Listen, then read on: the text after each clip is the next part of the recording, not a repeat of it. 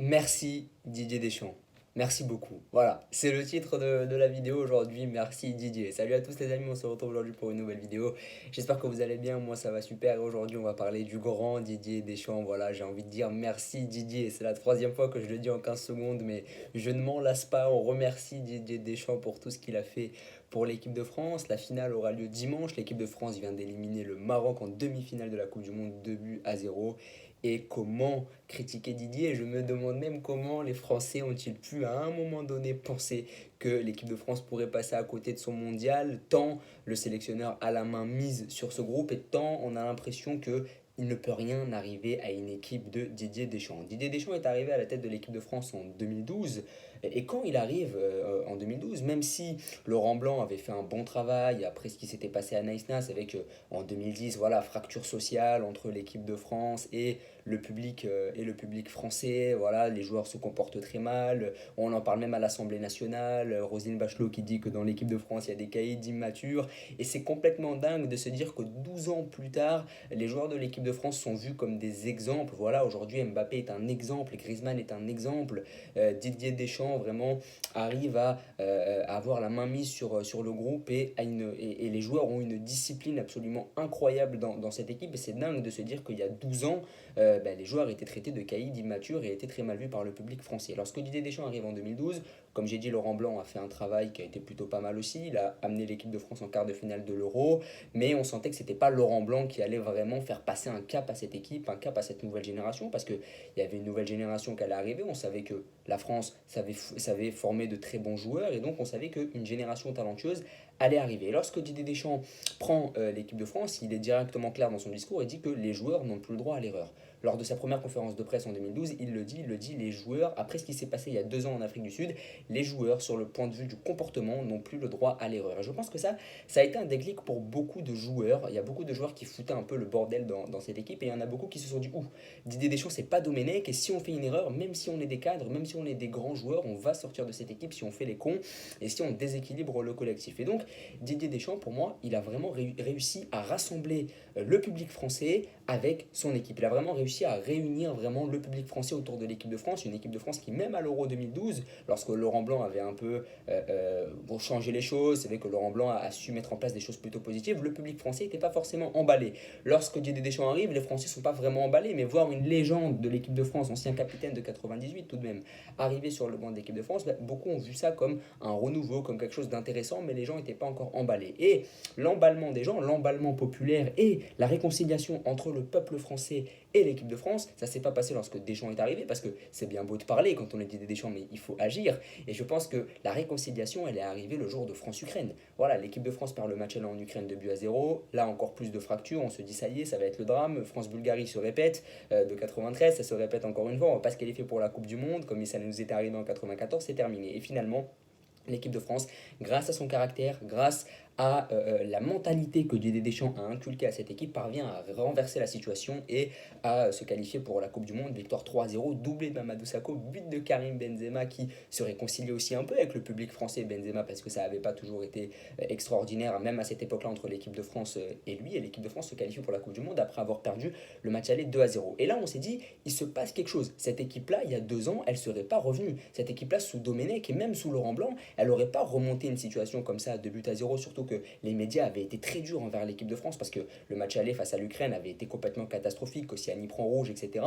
Et donc beaucoup de gens se sont dit, ça y est, on va se réconcilier avec cette équipe, et l'ambiance au Stade de France était absolument énorme. Et pour moi, l'un des artisans principaux de ça, évidemment c'est Mamadou Sakho, évidemment c'est Karim Benzema, évidemment c'est les joueurs, mais celui qui a réussi à rassembler le public français autour de l'équipe de France, c'est Didier Deschamps. Et je pense que le déclic, ça a été ça. Il y a eu le marasme de Naïsna, comme j'ai dit, c'était quelque chose de très politique, il y avait une ambiance très négative autour de l'équipe de France. Domenech n'avait pas la main mise sur son vestiaire. Il y a eu un travail de reconstruction qui a été fait avec Laurent Blanc pendant 2 ans. Et puis Didier Deschamps est arrivé et a dit aux joueurs, vous n'avez plus le droit à l'erreur. Et derrière, il y a ce match déclic face à l'Ukraine qui fait que le public français, comme je l'ai dit, se réconcilie avec l'équipe de France. Donc on a fait ce petit résumé. Ensuite vient le mondial 2014. Et là, le mondial 2014, on voit des nouveaux visages. Et là, c'est quelque chose de très positif. J'avais fait une vidéo sur Griezmann il y a quelques mois où je disais que ça a été un des nouveaux visages de cette équipe de France qui a fait oublier un peu les visages l'âge, comme Anelka, comme Ribéry, comme même sur la fin un joueur comme Thierry Henry, qui était un peu comme Patrice Evra, des joueurs qui étaient très bons évidemment, c'est des joueurs de grand talent qui ont marqué les clubs par lesquels ils sont passés, mais qui en équipe de France étaient plutôt mal vus sur la fin. Et donc appeler des joueurs comme Varane, comme Pogba, comme Griezmann, ça a permis au public français de s'identifier à des nouveaux joueurs, d'avoir des jeunes joueurs qui t'apportent une bonne ambiance. Un mec comme Griezmann, c'est un gars que tu as envie de suivre. Un mec comme Pogba aussi, un mec comme Varane, c'est des personnalités positives. Et je pense que Didier Deschamps, lorsqu'il les convoque en 2014, certes, ils sont très jeunes, mais c'est des joueurs qui te donnent envie de les supporter. C'était vraiment des jeunes qui étaient plutôt positifs. Tu avais envie d'aller derrière eux et ils faisaient un peu oublier les anciens joueurs qui mettaient un peu la mauvaise ambiance autour desquels le contexte était assez compliqué, etc. Je ne vais pas aller jusqu'au terme de racaille parce que je suis personne pour les juger, mais c'est vrai que le fait d'appeler Varane, le fait d'appeler Pogba, le fait d'appeler Griezmann, déjà ça donne un joueur à chaque ligne et puis surtout ça permet au public français de s'identifier à des nouveaux joueurs. Je pense que ça aussi ça a été un déclic. Le public français lorsqu'il voit ces nouveaux joueurs arriver, il se dit bon, on est qualifié pour la Coupe du Monde, ils nous ont emballés face à l'Ukraine, il y a eu une ambiance de fou au Stade de France et en plus il y a des nouveaux joueurs qui arrivent dans cette équipe, des jeunes qui vont pouvoir donner un souffle nouveau à cette équipe, nous faire oublier ce qui s'était passé en Afrique du Sud et nous permettre finalement de nous projeter vers quelque chose de nouveau. Et donc, la coupe du Monde 2014, c'est vraiment la réconciliation. Cette Coupe du Monde, elle est extraordinaire pour l'équipe de France. Certes, on s'arrête en quart de finale. Pour moi, c'est extrêmement dur, cette élimination face aux Allemands, vraiment. On perd contre les champions du monde. Hein. On perd contre les champions du monde alors que c'était le marasme il y a encore 4 ans. En 2010, personne n'aurait pensé que l'équipe de France irait en quart de finale de la Coupe du Monde 4 ans plus tard en perdant contre le champion du monde. Et puis surtout, je pense que sur ce match-là, on aurait pu faire mieux. Il y a cette fameuse frappe de Benzema qui passe, voilà, que Neuer arrête d'une manière absolument exceptionnelle. Mais je pense qu'on aurait vraiment pu faire tomber les Allemands. Et je pense que même aujourd'hui, Didier Deschamps a énormément de regrets sur ce quart de finale, surtout que Varane lâche son marquage, ce qui permet le but de Mats Hummels, etc. Donc c'est vrai que finalement, on aurait pu faire mieux à ce mondial 2014. Et puis, ce mondial 2014-là, je crois que c'est la dernière défaite de l'équipe de France dans le temps réglementaire en match à élimination directe d'une grande compétition. C'est quand même assez incroyable parce qu'après, le Portugal, on perd en prolongation.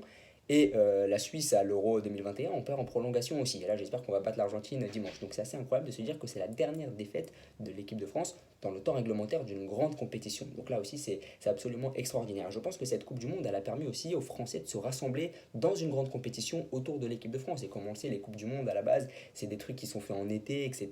On aime bien se réunir, aller au bar ensemble. Bon, là, c'est un peu moins le cas parce que c'est l'hiver. Mais c'est vrai que ça a permis aux Français de retrouver une certaine convivialité autour de cette équipe de France. C'était pas juste un seul match comme ça, c'était vraiment toute une compétition et on a rêvé vraiment ce huitième de finale face au Nigeria où Paul Pogba marque, même ce quart de finale contre l'Allemagne, même si ça se termine cruellement, ça faisait quand même un beau match. France-Allemagne, quart de finale de Coupe du Monde, ça nous rappelait vraiment la grande époque de l'équipe de France où on jouait souvent contre les Allemands dans les années 80. Donc c'est vrai que Deschamps, il a réussi à ramener finalement le public de l'équipe de France autour de son équipe. Et puis ensuite l'Euro 2016 en France, là les gens sont encore plus excités parce que l'Euro se passe chez nous. Et là on se dit on doit le gagner, on a fait quart de finale à la dernière compétition, à la dernière Coupe du Monde, Deschamps a réussi à relancer le groupe, mais il y a aussi l'affaire Benzema. Et l'affaire Benzema, je pense que ça a sonné pour Didier Deschamps comme une division. C'est-à-dire qu'il y a beaucoup de Français qui se sont dit attention, on va moins supporter l'équipe de France parce que Deschamps écarte Benzema. C'est vrai que cette polémique-là, elle a vraiment coupé le public français en deux entre ceux qui étaient pour Benzema et ceux qui étaient contre Benzema. Et forcément, je pense que Didier Deschamps a été très touché par ça. Il a aussi été touché par les déclarations de Benzema.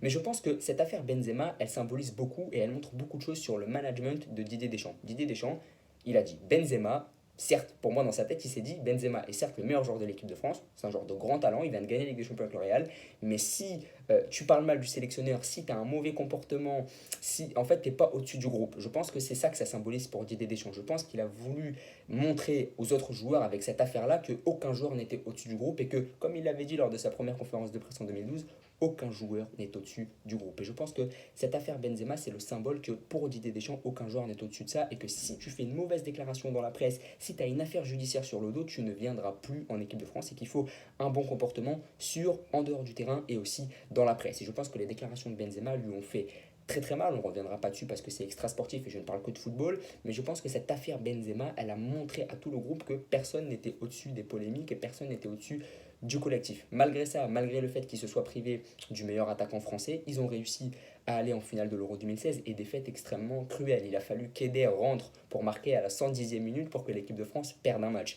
Et ça a été une énorme désillusion, très cruelle, mais ça a été une défaite qui a appris beaucoup de choses à l'équipe de France. C'est qu'il ne faut jamais sous-estimer un adversaire. Et je pense qu'après avoir battu l'Allemagne en demi-finale, l'équipe de France a sous-estimé l'équipe du Portugal, pensant, après avoir éliminé cette grande équipe allemande, que ça y est, le tournoi a été fait, les Portugais sont plus faibles que les Allemands, on va les taper. Et finalement, il y a eu un petit relâchement qui a fait perdre la finale aux Français, mais justement, cette finale-là, elle a permis aux Français d'apprendre et de revenir 2 ans plus tard à la Coupe du Monde en Russie sans sous-estimer les adversaires. Et cette finale France-Croatie en 2018, ça aurait pu être le piège dans lequel les joueurs auraient pu tomber, c'est-à-dire que la Croatie est une équipe plus faible que l'équipe de France, la Croatie n'avait rien à faire en finale normalement si on regarde les pronostics d'avant-tournoi, et je pense que la défaite de 2016, elle a appris aux joueurs de l'équipe de France qu'il ne fallait pas sous-estimer les Croates sur la finale de 2018, et c'est comme ça que l'équipe de France a réussi à taper la Croatie en finale et à gagner la Coupe du Monde. Et je sais pas si on se rend compte quand même de la performance, tu te passes de Benzema, ce qui provoque une petite division au niveau du public. Didier Deschamps perd un peu en popularité lorsqu'il écarte Benzema, on va pas se mentir. Et pourtant, tu arrives à gagner la Coupe du Monde avec un style de jeu pas toujours exceptionnel. D'ailleurs, il faut en parler de ça, c'est qu'au début, Deschamps s'est dit en 2014, même en 2016, on va essayer de bien jouer, on va essayer un peu de satisfaire le public, etc.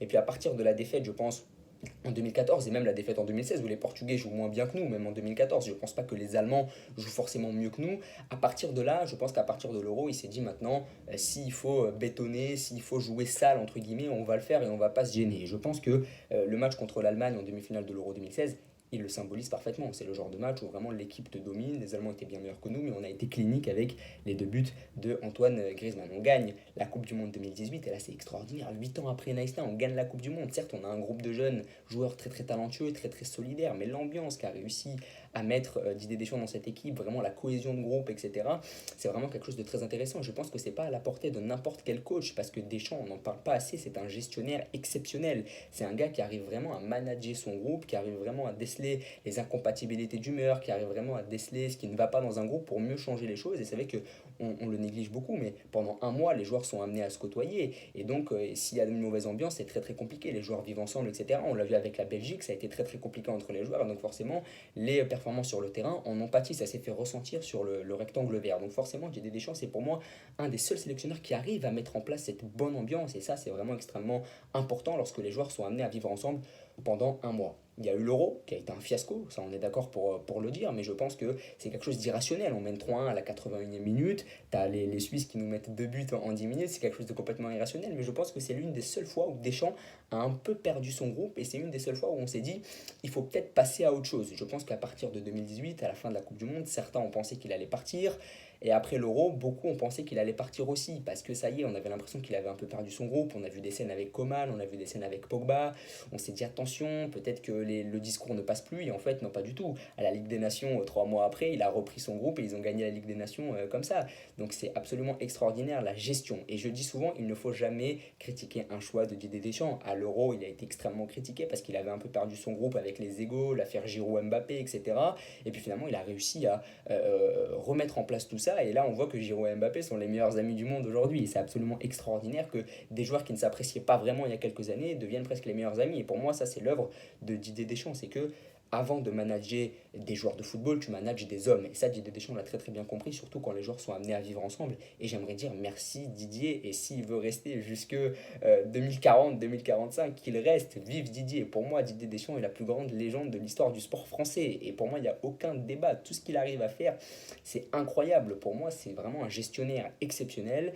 Pour moi, ce mec-là ne connaît pas la défaite. C'est un gagnant. C'est absolument énorme d'avoir une mentalité de gagnant comme ça. Et il l'insuffle aux joueurs. Donc voilà, encore une fois, je le dirai jamais assez, mais merci Didier d'avoir réconcilié le public français avec son équipe de France. Et puis surtout, encore mieux que ça, merci d'avoir gagné la Coupe du Monde et merci de nous amener pour une deuxième finale de suite en 2 éditions, ce qui est absolument historique. Donc merci Didier, n'hésitez pas à vous abonner, à liker, à partager. Dites-moi ce que vous pensez de Didier et encore une fois, vive Didier, bonne journée.